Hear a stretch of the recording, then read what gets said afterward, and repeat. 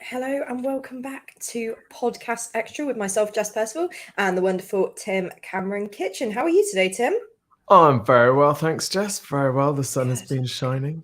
The sun is not shining here. It's raining, and I left washing out overnight, which is very tragic and very not related to marketing at all. But anyway, we have quite a few interesting topics to talk about today. I have to say, news in the marketing world seems to have simmered down, calmed down a bit now that AI isn't this like shiny new exciting toy. Like I think a lot of people are still interested in it, but there isn't kind of groundbreaking, industry shaking news every single week, which is quite nice in a way. You don't have to constantly be thinking about how we're going to change everything and whatnot.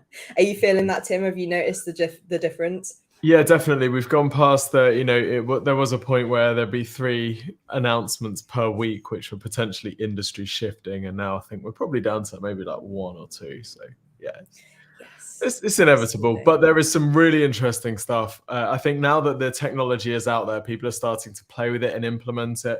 We're going to be talking about Microsoft later, and I think we can read between the lines of what some of their team have been talking about with the AI in the search results, and we can begin to get some understanding of how people are actually using this and what the impacts on click-through rates and website traffic and all that stuff is. So I think we're entering this really exciting phase where we start to see the implications of some of this exciting tech for the first time. So yeah, I'm here for it. Yeah, it is exciting indeed. But on the flip side of all this technical AI stuff, we actually have a very human topic to talk about today, which is very current, and that is pride marketing, specifically ethical pride marketing. For those who don't know, June is Pride Month to celebrate people in the LGBTQI plus community, which stands for lesbian, gay, bisexual, trans, queer, and plus everybody else as well, if you didn't already know. And there's definitely been a lot of news this year relating to pride campaigns that have not particularly done the best, or companies kind of backpedaling. So we're going to kind of talk through this today. This is definitely more of my kind of remit than it is Tim's, just from a personal standpoint. But I think, Tim, you'll probably have some great insights just as somebody who's maybe been watching this from kind of a solely marketing perspective, I think, perhaps. Yeah, I mean, I think for me, pride is one of those areas where if a company, I don't want to say does it right, because that sounds like this is just, what's the theme of this month? Oh, it's Black Friday. Oh, it's New Year, new resolutions. Oh, it's Pride. It can just feel like another one of the sort of topics that we want to piggyback on in a month. That doesn't seem to be a particularly effective or consistent way to do it. I think when it's done well, it can be really great. But we've seen, this year, I think we've seen more backlash on inauthentic pride campaigns than we ever have before. And I think a lot of this is about the polarization of, particularly, Western culture. But this is also about, brands really coming at this with the wrong type of energy and not making it an authentic thing, just making it a sort of layer, a sheen that they just put over their existing stuff. Hey, buy our stuff because there's a rainbow on it. So buy more stuff, right? Yes. So I'm really interested to hear from your perspective what some of the most effective pride campaigns have in common, and the businesses behind those, like how they express their support for LGBTQ plus in the rest of the year and not just in Pride Month. Absolutely. Yeah. So I think the best businesses running authentic pride campaigns are the ones who build it from the ground up, right? You see it, you see their support all through the year, whether it's just lifting up LGBTQ employees or doing more than just running a campaign and then being done with it. So actually one of the businesses who is kind of in the news a lot at the moment is Target. And Target historically has been an absolutely fantastic supporter of the queer community. Like they've been amazing, with their, sometimes they release merch and there's nothing wrong with it. It's just ugly. Like that's the main criticism I've seen of Target. in my community in the past is just like, that was ugly. But what they've done in recent years is they've worked with queer creators and artists, and then released merch or released clothing by these artists, which I think is really, really cool. But what has happened this year, unfortunately, is people have been coming into the stores and threatening employees. And then Target has made the decision to move Pride displays back or take them out of the stores because they want to protect staff. So you kind of have this situation, don't you, of, you don't want staff to feel threatened, but also they've chosen to take a stand that they're not kind of keeping with. I saw there was the whole thing with Bud Light as well, collaborating with Dylan Mulvaney, who's a transgender influencer.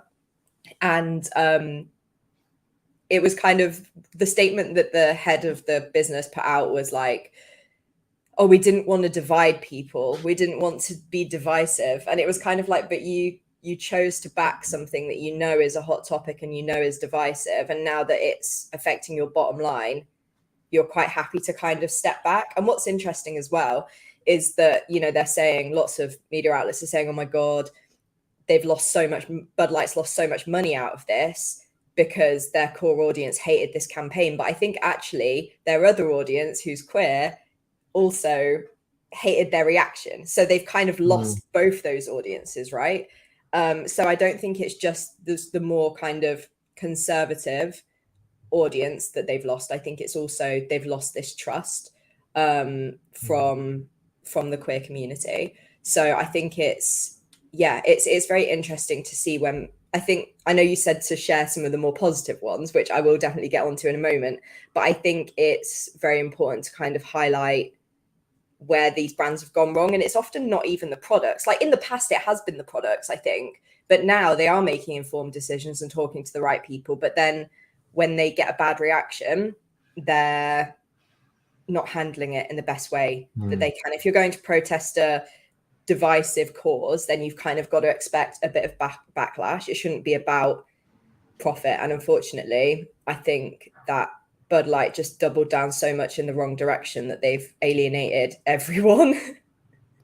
Well, this is scary for companies who are maybe used to their marketing not really having a massive impact. I'm thinking of Bud Light, they've never had anything which has been so divisive. So do we think that as time goes on or even, in the current day, part of launching an authentic Pride campaign is taking the risk that says, do you know what? There is a chance that this will blow up and go viral with an audience that completely disagrees, but we've examined our company's values and we think this is something that we stand for, and therefore, we're in this, whether the outcome is overwhelmingly positive or overwhelmingly negative with certain audiences, we're doing this. Yeah, I think they do need to consider that risk. And I'm not saying they shouldn't do campaigns based on that risk, but maybe there's other ways that they could potentially measure it and also consider the benefits too.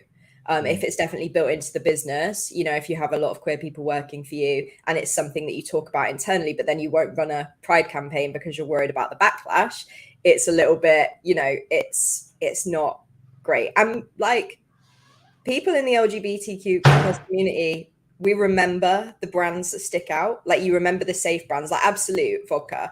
I will nearly always buy Absolute when I have the chance, just because they've always been champions for the queer community. So I'm like, well, I would rather buy from them, even if it's not Pride or even if it's not got rainbows on it or whatever. I would rather buy from them because I'm like, well, I'd rather give you my money. But you were kind of talking earlier, and this is something I really want to touch on, about it's not just about like Pride Month. And something that I noticed recently is I was looking for some examples of, I think it was for an ethical marketing guide that we have coming out soon. And I was trying to find a brand who's super ethical and who was also running a Pride campaign. And I went onto the Estrid website, which is a brand we've talked about before. And they have a super, super diverse range of models. Like they're very much like their products are for anybody who shaves. They're very like, very inclusive, and they're not doing anything for Pride. There's not a single rainbow on their website. There's not anything they're not doing like a pride razor or anything, you know. And I think it's because they champion it all year round. So they don't really need to like consider that. They're kind of like, well, why would we do it? Because we champion it all year round and we don't really want to look like we're cashing in. For instance, my partner went to Cardiff Pride this weekend and saw Dogs Trust were there, and they had a banner that said, a dog is for life, not just for Christmas, and so is equality. And it was just very like, it felt really odd and weird. And I think sometimes it's better to just like show, like, if Dogs Trust want to champion pride properly, show same-sex couples in your ads, you know, make sure you're hiring it and championing it internally. Like, for instance, at Exposure Ninja, we haven't done a pride campaign, but we're super, super inclusive at EN. Like, I feel very safe and comfortable to be like out at EN and, you know, have those conversations with people. And so I think I'm kind of rambling now. I'm going on a bunch of different topics, but I think it's more about what you do internally and then how that kind of naturally finds its way into your marketing than trying to force something. And this is like some of the things that I wrote about in a Authentic Pride guide last year, which is like the best way, if you want to run a pride campaign or if you want to run any queer-led campaign, talk to the LGBTQ community to make sure that what you're doing is actually relevant. Work with those people as well and pay them for their time. Like, essentially what Target have done, unfortunately, they haven't followed the final step that I put in, which is stay firm on your stance. You know, it should be always about people before the profits. And I guess Target have fallen into this trap, right? Of like, well, we are protecting people because our staff are in danger. But yeah, if you're taking everything back and being like, oh no, we didn't mean it, actually, we didn't want to be divisive, like Bud Light have been doing, I think it just damages your opinion, the opinion of you with everyone. Even the people that were maybe aren't queer and are just people who are like, have queer family members or just kind of aren't bothered, they'll kind of be like, well, that was a weird thing to do. So yeah. That's kind of my 11-minute ramble on the topic. I know, just before we move on to the next topic, I think that's actually quite an important audience, because there are people who we like to see that brands are standing for equality, even if we aren't necessarily in the communities that are being represented in these campaigns. That's just like important values, just like our friends tend to represent the values that we have, and the brands that we buy from often tend to represent the values that we have. And just because, you know, I'm heterosexual, but I like to see brands supporting LGBTQ plus, because that's just like a decent human value, right? And I think it says a lot about a company if, as soon as there is any backlash, you know, I get that, you know, Anheuser-Busch or whoever owns Bud, they're going to be facing shareholder pressure, but there is something that is consistent about a company that says, right, okay, we're experiencing a lot of backlash here, but we're gonna hold firm. We believe in this. When push comes to shove, if you just rip all that stuff out and like cancel it all, well, then it makes the original action look like it was just a marketing sheen. And I think that's the thing that really turns people off, isn't it? Yeah, I completely agree. Like, moving away from talking about Pride Month, you know, if I go on a website and I'm white, I'm very like translucent practically. And if I go on a website and I see that they've got like diverse models, I really prefer that brand. Like, if I see different body types, if I see people on there with disabilities, if I see people with different skin tones, like, I love that. I'm way more likely to buy from a brand who does that. And I think like it's every single time I go on a website, like for a new brand, and all their models are like white, skinny women, I'm like, no, not buying from you. And I think it's those little things that maybe buyers don't even know that they make those subconscious decisions. But it is really important. I'm not saying that everybody suddenly needs to go out there and do a pride campaign, but if it is something that you've been thinking about, then yeah, like I said, it needs to come from within. It shouldn't just be this little add-on. It should be something that comes very organically. And for businesses listening, like Jess represents the world. Like, what we're saying here is that people aren't, you know, you're not just, if you're selling to white folk, don't just have white folk on your website, right? This is the way that the world is. People like to see diversity. They like to see different groups represented. So this is a broader topic than just pride. Anyway, Jess, we could talk about this forever. We could, absolutely. What else has been happening this week? Well, yeah, some exciting news. We are going to go back to AI now, because of course we are. But I've definitely noticed a trend that seems to show that AI ad tools are here to stay. In the last kind of week, TickTock has launched a new AI ad script generator, and Microsoft has seen some good results from like conversational AI being used in ads. I haven't actually seen any examples of this, and the way that they wrote it was way above my brain. Very vague. Yeah, very, very vague indeed. But it seems to be that these things have been accepted really well, and that they're returning good results for people. It's pretty exciting. I don't know if you've had a look at any of these tools, Tim, if you've had a chance to play with them, or if you've just read up about them. I have. I've played with the TickTock ad script generator. So the ad script generator is you type in, what do you type in? You choose your industry, you choose your product name, you give it as much product description as you want, up to 1,000 characters, and it will write you a script for a TikTok. And on the left-hand side is the words, and on the right-hand side is the sort of visual cues, what's actually happening in the ad.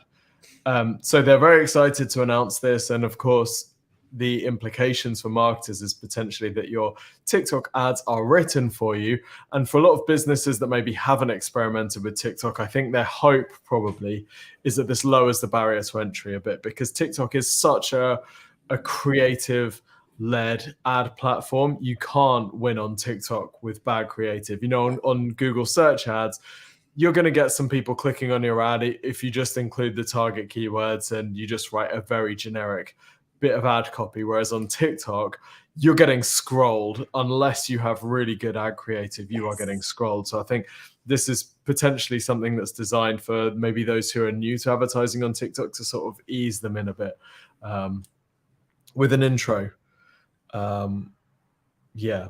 I mean, I have to say, my experimentation with it so far, I am not impressed at all. I think you can actually get better TikTok ad scripts from ChatGPT.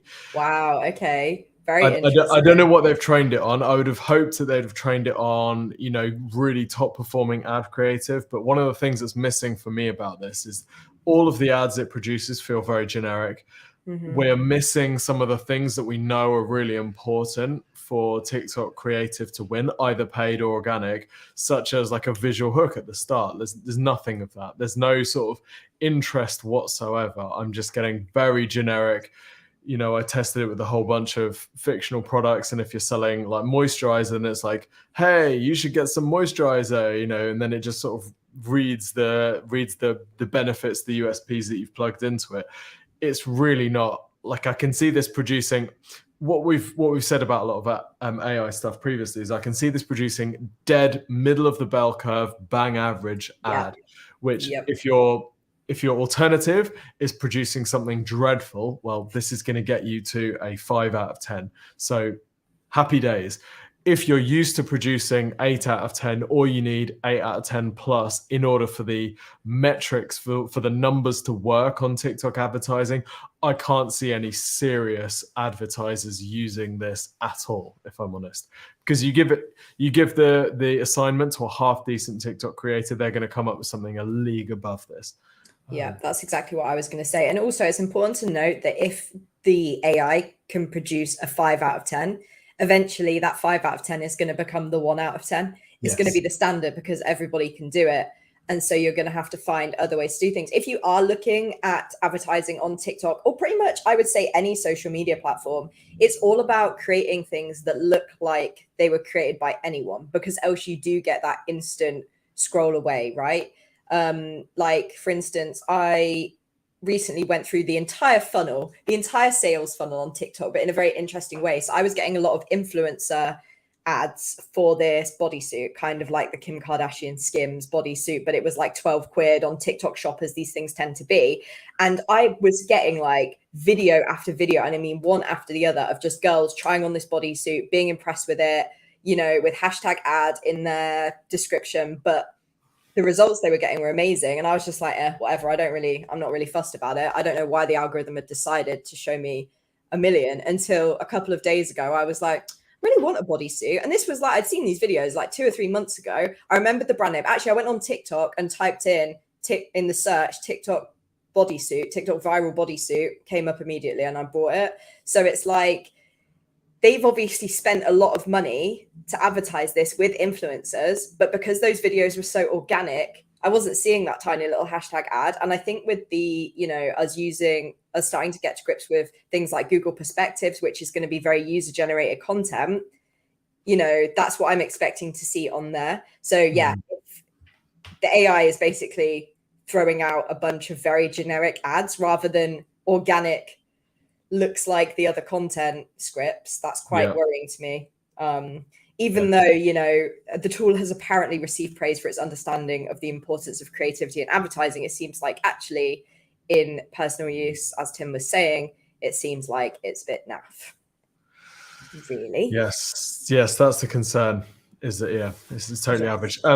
You mentioned also Microsoft. I think someone's given a keynote, haven't they, at SMX Advance or something, where Microsoft's Kia Sainsbury-Carter explains why conversational AI is going to radically change search marketing for the better. So what are they doing here, and what are the sort of takeaways that you've seen from this keynote, Jess? Yeah, well, it seems the main thing is that the way they phrased it is a bit weird. It kind of makes it feel like when they're saying conversational ads, I was like, I don't really know where they're going with that. But what it seems to be is when you're using the conversational tools, that's when you'll get these kind of ads. So I think an example that they used was something to do with, I want to go to a wedding in this state in this month. And I think Tim's written it in here, actually. Oh no, you just said it was Chicago. But it was like, instead of just showing me wedding dresses, or not wedding dresses, but like event dresses in Chicago, it would make suggestions being like, well, Chicago in July is this kind of temperature, so here's some dresses that would fit as a guest at that wedding. So I think that's like a super important element, really. Yeah, it sounds like they're quite big on. Sorry, Jess. It sounds like they're hoping that the conversational AI piece will make the ad more relevant, more targeted, so get a much better click-through rate. And I think there was some data about Chat GPT or Microsoft Bing Chat inputs, so the search queries being something like 3 times as long, I think, than a regular search query. So searchers are actually giving, they're giving more context, aren't they? So it means that the search engine has more to work with to give better, more relevant results, which is quite interesting. I thought there was quite a lot in here, sort of reading between the lines about how people are actually using it, because we don't really have any data. Us marketers don't really have any data about what's happening inside Google's search generative experience, what's happening inside Bing Chat, and how are we going to have to adapt as marketers. A lot of at the moment is we're just sort of we're trying to guess what's going to be happening and what's going to happen to things like click-through rates. So it was interesting to see this Microsoft employee start to hint at some of the things. So they mentioned that click-through rates are higher of both ads and the search results, which I presume are the citations, the little links that are linked into the generative results. I mean, if that's the case, if click-through rates are higher than for regular search, that's massive, because that is one of the concerns that publishers and businesses have about generative AI search results, is all the traffic is going to stay inside the search engine. And here they seem to be saying, actually, we're going to be sending more traffic potentially to websites, which it feels, I'm not quite sure I believe it, but that's what they're saying: improved click-through rate of ads and search results, which I can't wait to see the data around this. Yeah, no, it is exciting. It's just going to be nice to be able to get to grips with everything and sort of start seeing results and testing things out on a wider scale, rather than just being like previews or betas or any of this. Like it's super interesting, very, very exciting.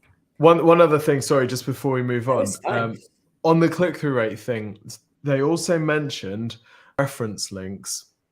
Let me just back up a sec. So when you search on Bing Chat, you get the generative text AI answer, which is like a Chat GPT type answer. And then it's got the little numbers which reference each of the statements in that answer. And they were talking about making some of those references paid ad placements. Now, one of the criticisms of Bing Chat and Chat GPT, even if it's citing its sources, is that no one's ever going to click on the links. No one's ever going to click on those things.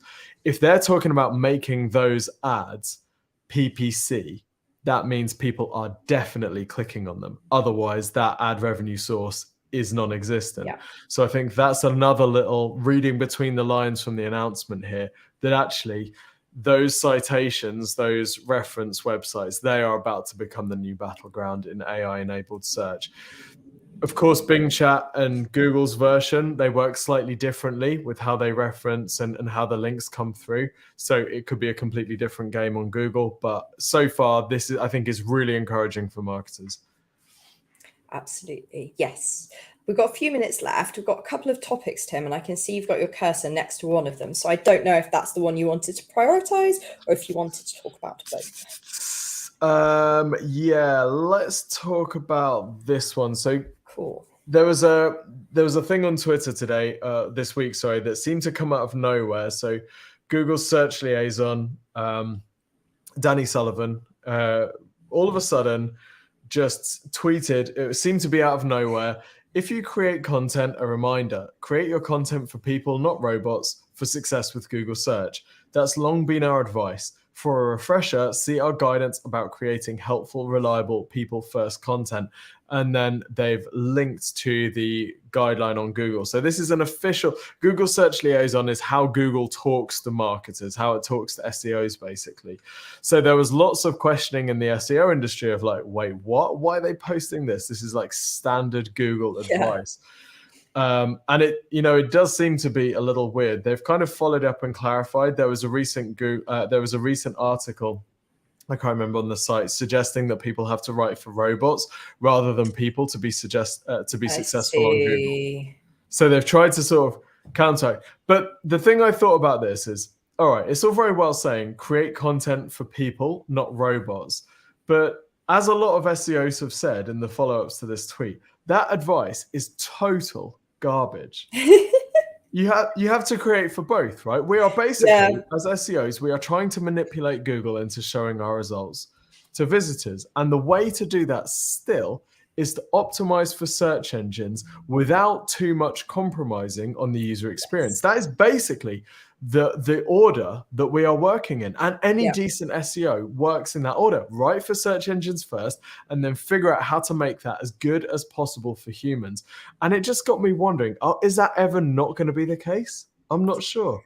Yeah, I think part of me feels like it's going to become even more important with this search generative experience, right? Because I think we're going to be studying even harder what little things that the Google spiders are picking up on in our content that makes it then turn up in this experience, right? Whether it's, creating lists of the top 10 such and such, like to answer when people ask what's the best air fryer, for instance, all these kind of things. Like, I think we are still going to be taking a look at the search results, seeing who those 3 little pages that are corroborating the information are, and then we're going to be coming back to our content and seeing how we can copy that and which elements have made the spiders go, let's put that there, and I think it's just so like it is a combination of the two. And yes, if you hit all the SEO things, like you've got keyword density right, and you've got some, I don't know what that schema, I've totally forgot the word for it. There was every single acronym that began with an S was in my brain, and I was like, I cannot find it. So you can add all that and do all that technical stuff. If the content's garbage, you're not going to get anywhere. But at the same time, you can write the most amazing content ever that could help the most people. But if you haven't got your keywords in there, it's never going to appear. So there is you definitely have to find a balance. And yes, you are still a little bit writing for robots, but your content still needs to be useful. It really, it does, isn't it? It seems like a bit of a daft thing. not necessarily a daft thing to say, but I wonder if it's more about damage control than it is about education, maybe. Yeah, for me, the only platform in the world that is designed people first is TikTok. Mm-hmm. Because on TikTok, you can have a post go massively viral and you look at it and think that has not been, that's winning because it's good, because it's pure engagement. There's no, there might be a visibility algorithm in there that's trying to work out, is there a cat in there? So great, we're going to push cat videos to cat people. Yeah. But fundamentally, it's the user insight which is deciding where to rank that. Whereas with the Google search algorithm, that's only one component, right? Click-through rate is only one component. You've got all this relevance piece up front, which is pure machine. This is pure algorithm. You have to optimize for the relevance, which is a search engine rule book, before you can optimize for people. So I think the summary of this is, like, you've always got to look at everything that Google publishes with a bit of healthy skepticism. If you follow Google's guidelines to the letter, that doesn't mean that you're going to have a well-ranking, high-quality website at all. It just means you're going to have a very good website, but the ranking and the traffic, there's absolutely no guarantee that you will get that at all. So yeah, periodic reminder. Completely. Oh, we've got another great topic to talk about, Jess, which you found, but we don't technically have time. Can we? Yeah, I think we can squeeze it in. It's really important. So if you were going to click away and if you're going to stop listening to the podcast, listen to this last week. So I think it's super, super important. So iOS 17, which is Apple's operating system, which some people, I think, with the newer iPhones have already got, or it's in beta. I'm not entirely sure. I've got an 11 Pro, so I'm a scrub according to Apple, and I do not have iOS 17. But you don't deserve privacy. I know, right? Exactly. But iOS 17 will automatically remove link trackers when opened in the Safari app on iPhone. It's private mode automatically, but it can be enabled by the user for all browsing. It also makes me wonder if in the future it will be automatically enabled for everyone from the start. And I think there's definitely an opportunity.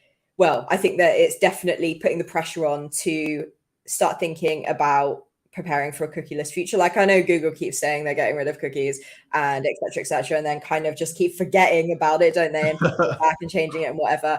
But it could be potentially very devastating for businesses that rely on tracking IDs.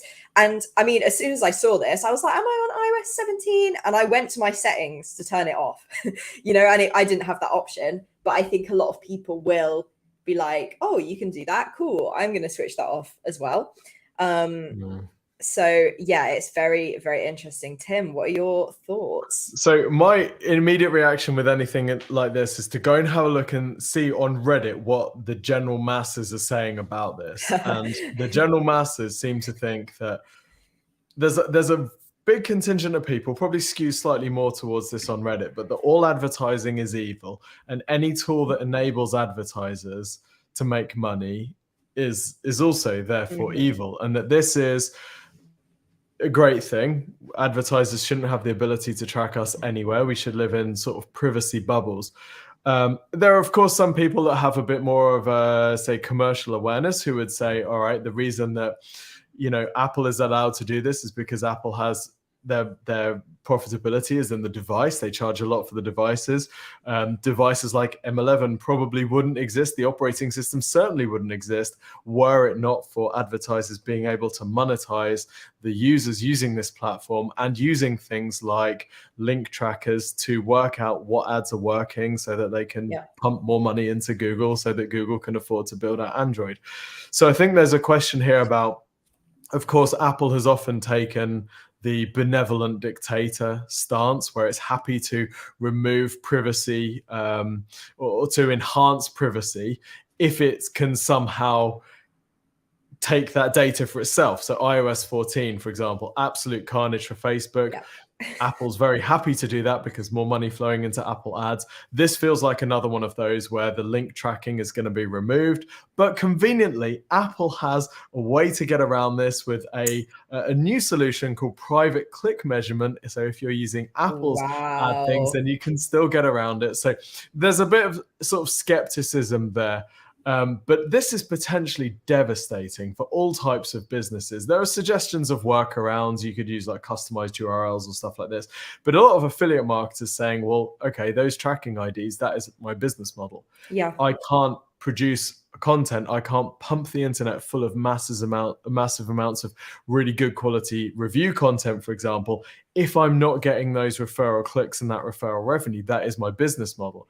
So it's another one of those situations where the internet that we have all grown up with and the sort of unsung trade-offs, the sort of unstated trade-offs that we're all making on a daily basis, we can never take them for granted, because someone like Apple can say, do you know what, we're just going to kill all tracking on URLs and deal with it type thing. So yeah, I don't know whether it's going to be iOS 14 level carnage.